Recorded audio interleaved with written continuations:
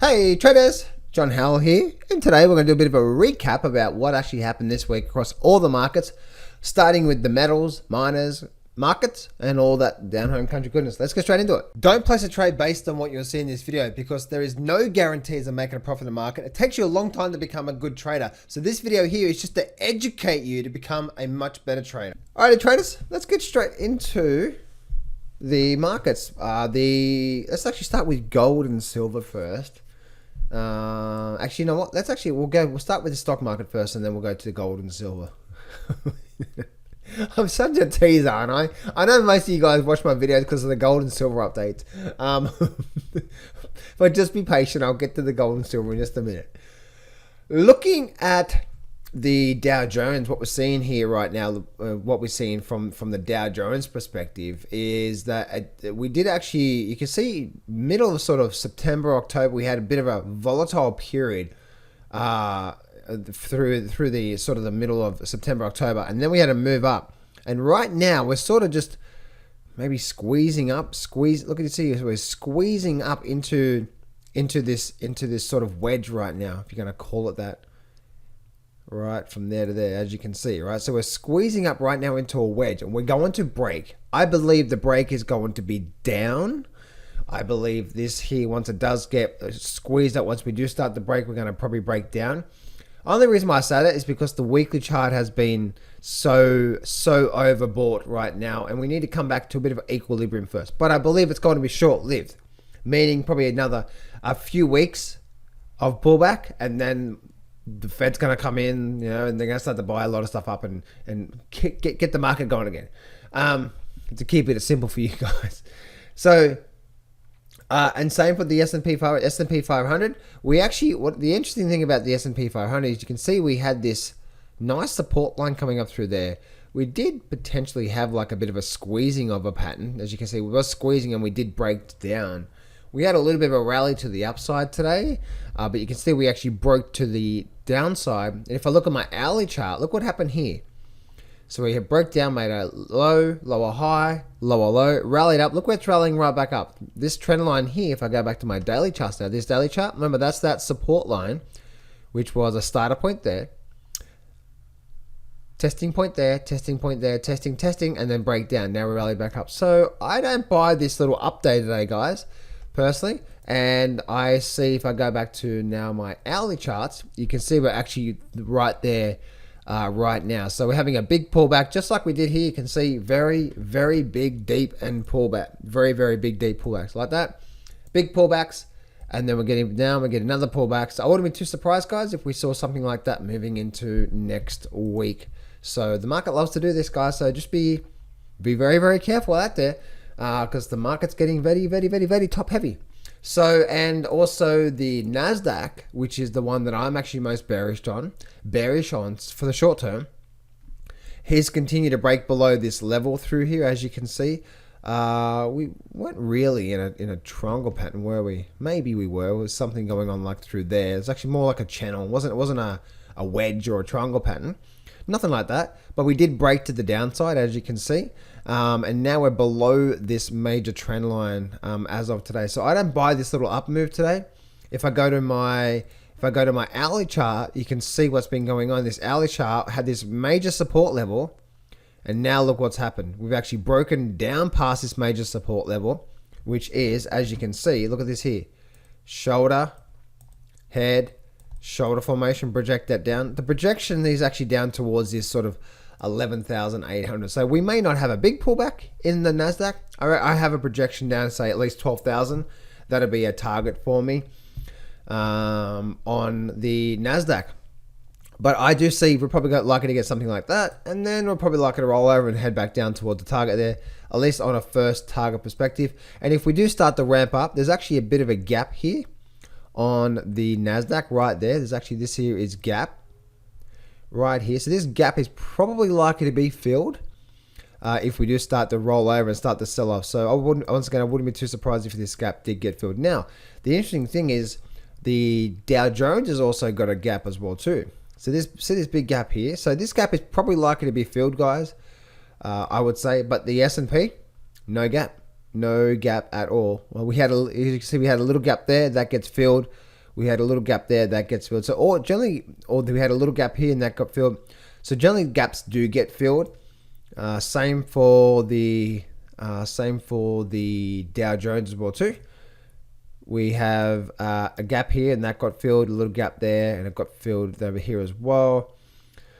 But we have this massive gap here, guys, and that's probably likely to go, and that's probably likely to get filled moving into probably over the next few weeks looking at the market. So I wouldn't be buying this up day today, guys. I think we're starting to get very frothy, and I see probably a bit of weakness coming back into the markets moving forward through to the rest of the next few weeks of this month.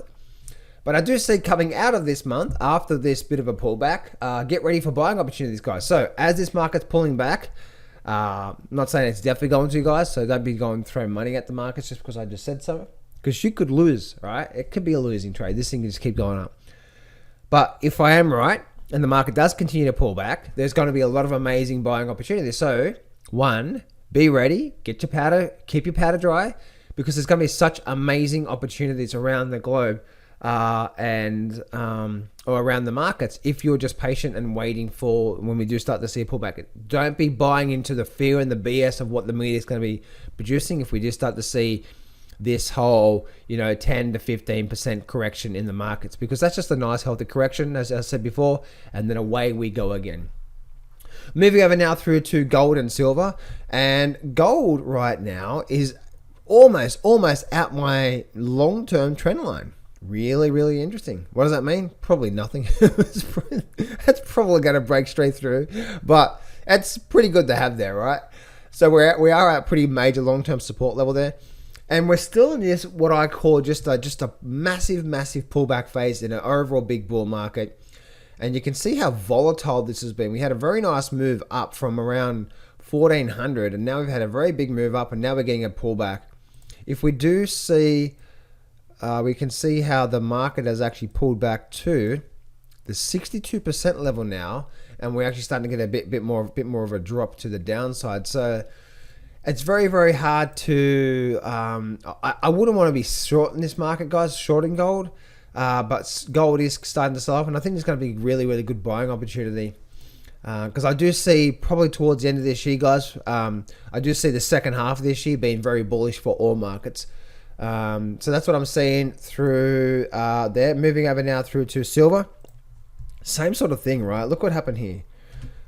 We had a very nice strong move up, then we had this very sort of just massive sort of just sideways phase, and this is what's called a time phase or a resting phase, where the market, this can be very volatile, but when we start to make a break, and I'm actually hoping it's to the upside because I'm in silver. But if it's not, that's okay as well too. But once it breaks, guys, we're likely to start to make a very nice move here. So this is getting very chewed up right now when it comes to silver there. Moving over now through to the GDXJ, and we're just continuing this overall nice pullback in the GDXJ. We are still continuing this overall volatile, what we call just a pullback against this overall big trend up, nice pullback. I believe this is going to end soon. So this the end is coming when it comes to the GDXJ, and same for the GDX as well too. We have this big pullback, so I believe the end is coming, which means the end of this downward move is coming, I believe, soon. And then we're likely to start to see the next leg up. I'm such a bull at heart from these miners. I've been cheering them on so much, haven't I? So let's just see what happens. SIL, really not really much going on there with the SIL, but we can see just this nice sideways phase here. It's very hard to say with the SIL, guys, because if we get a drop to the downside, then man, that actually could spell disastrous for the silver juniors, which is really interesting there. I'm actually in a silver junior stock myself, guys, but that's more like I'm just going to buy it and hold it for a few years. And the same with the SIL as well too, but the SIL is actually creating a much nicer pattern. What I mean by that is we've got this very nice move up, and then now we're getting this sort of just an overall general sort of pullback through there, which is an overall just a sideways phase, channel. once we do break and start to make a move, we're probably going to see something like this again. So I hope that helps you out today, guys. This is a bit of a recap on what's going on in the markets today. The big keys I want you to take away from today's video is that I do see stock market still having a bit of a pullback, but it's probably going to be short-lived over a few weeks. So get ready for good buying opportunities. And also gold, silver, and mining stocks, or the indices anyway, are still stuck in this overall massive pullback phases. And I do see that once we get this big breakout, which it's just been really, people just, this pullback, especially in gold, has taken on a lot longer than I thought, but the market will catch a bid soon, especially gold and silver, I believe, and we're likely to see the bid start to make a really, really, really nice move in these markets. So just be prepared, guys. Keep your powder dry. This is not the time to be loading up on crap because there is amazing opportunities just around the corner, right? So anyway, guys, if you would like to learn how I trade the markets, then I'm running a free training today, a webinar. And on that webinar, I'm going to teach you all the details to my #1 trading strategy, all the details, so you can learn it all in absolute detail. I'm not going to hold anything back. I'm going to teach you the 3 secrets you must know as a trader. And I'm also going to be teaching you the one thing I had to do to go from absolutely a barge ass, a really, really bad trader, $250,000 in hole, $250,000 in debt, that is, to becoming a full-time trader and kicking these markets ass. I don't make money on every single trade, and I do go through my dull periods where maybe I have really bad couple of months, but my overall yearly performance is getting better and better and better. And last year was my most successful year. And again, I want to share with you all the details about that on that training. So go to Johns, JOHNS, freetraining.com, or there should be a link in the description somewhere there. Make sure you like, subscribe, all that down home country goodness. And guys, I will speak to you guys real soon.